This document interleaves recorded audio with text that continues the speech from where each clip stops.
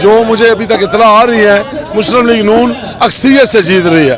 अस्सलाम वालेकुम जी नाज़रीन, मैं हूं मोहम्मद सदाकत और आप देख रहे हैं हमारा चैनल पाक पाकिस्तान।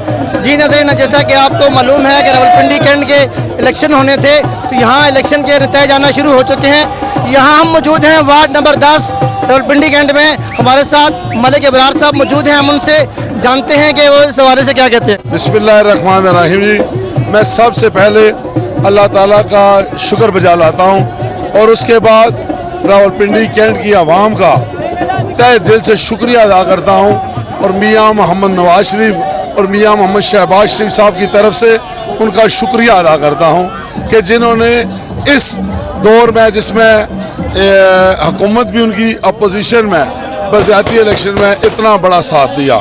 तो मैं ये समझता हूँ कि जो मुझे अभी तक इतला आ रही है, मुस्लिम लीग नून अक्सरियत से जीत रही है। जब तक कंफर्म हो जाएगा थोड़ी देर में मैं आपको बता दूंगा कितनी सीटों से जीत रही है। अच्छा सर, ये मलिक मुनीर साहब जीत चुके हैं इस हवाले से अपनी आवाम के बता। अल्हम्दुलिल्लाह जो हमारे पास फार्म 45 के रिजल्ट आए हैं उसमें हम जीत चुके हैं। जी नाज़रीन, आप देख सकते हैं कि यहाँ पर पाकिस्तान मुस्लिम लीग नून के वर्करों का जोश देखा जा सकता है।